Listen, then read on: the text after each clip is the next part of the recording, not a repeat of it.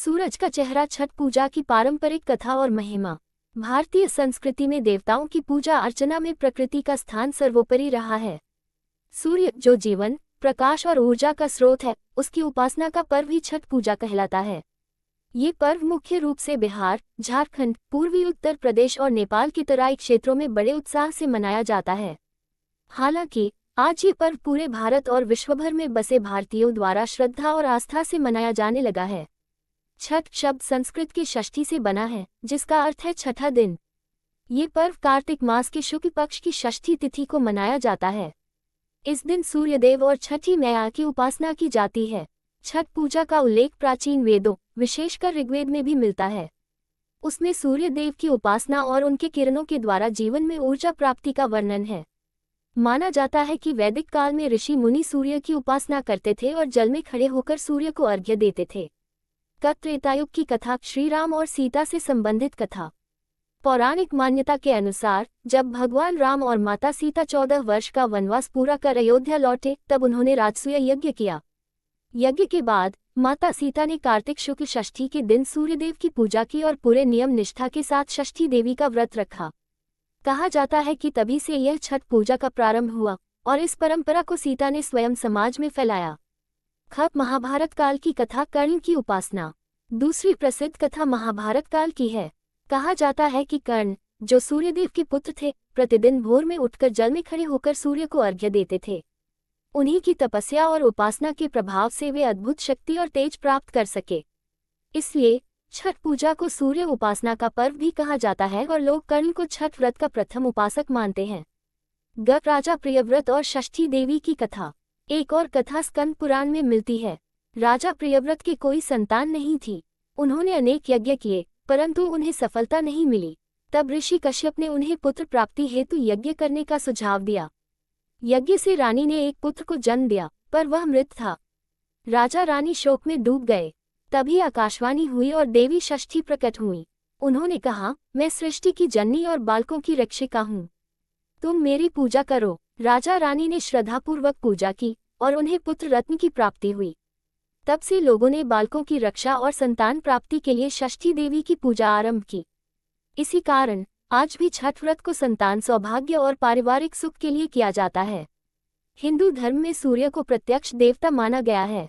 कहा गया है, ग्रेटर दैन सूर्य आत्मा जगतस्तस्थुश्च, अर्थात सूर्य समस्त स्थावर जंगम जगत की आत्मा है। षष्ठी देवी को सूर्य देव की बहन माना गया है।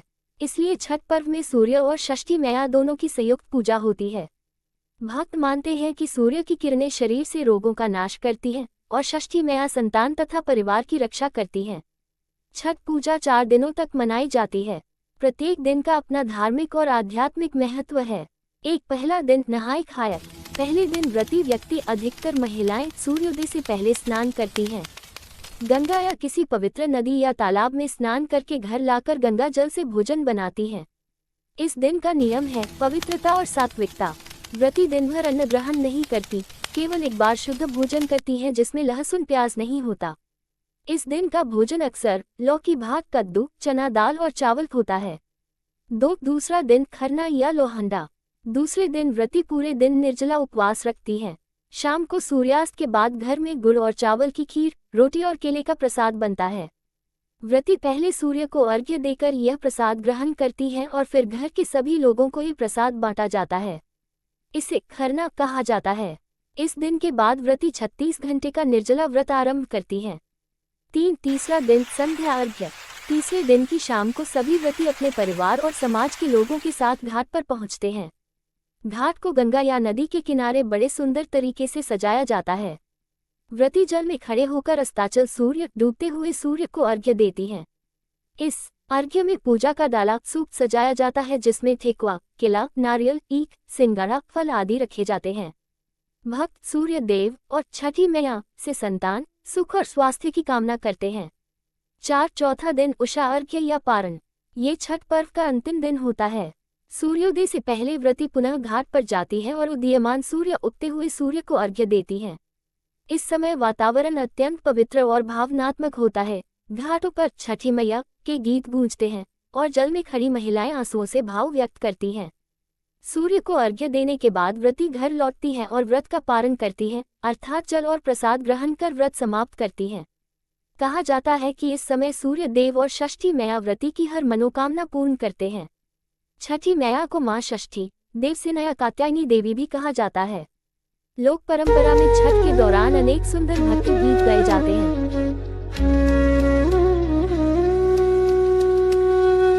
पहिले पहिले हम कैली छठी मैया बरत तोहार, छठी मैया बरत तोहार।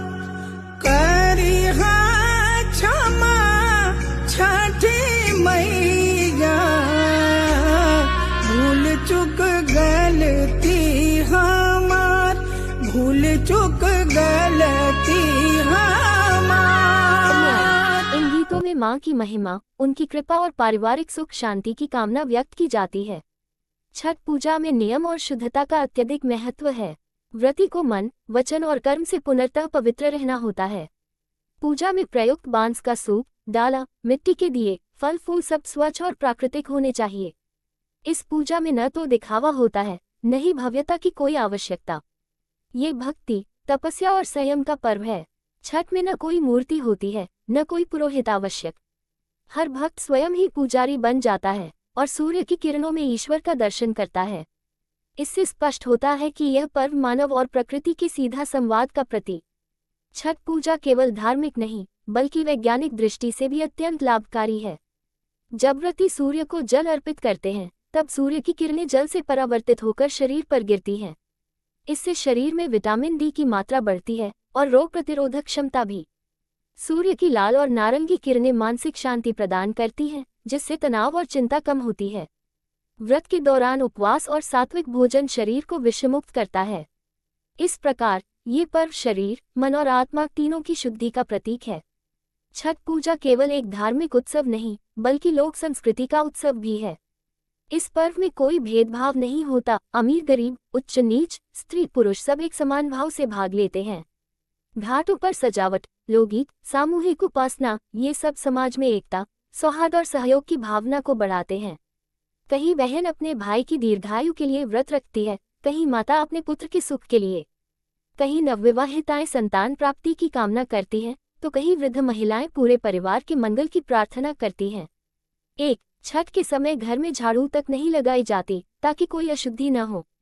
2. छठ का प्रसाद सबसे पवित्र माना जाता है, इसे कोई इनकार नहीं करता। 3. व्रती की इच्छा या संकल्प छठी मैया जरूर पूरी करती है, यह अटूट विश्वास है। 4. यदि किसी वर्ष व्रत न किया जाए, तो न्यास या उदीयमान व्रत की परंपरा है। 5. छठी मैया को लोक माता कहा जाता है, जो हर जीव के कल्याण की भावना रखती है। आज जब समाज तेजी से आधुनिकता की ओर बढ़ रहा है, तब भी छठ पूजा की परंपरा उतनी ही प्रासंगिक है। प्रवासी भारतीय चाहे मुंबई, दिल्ली, दुबई या लंदन में हो, छठ पर्व के अवसर पर वे तालाब या कृत्रिम घाट बनाकर पूजा करते हैं। इससे ये स्पष्ट होता है कि भक्ति का सागर सीमाओं से परे है।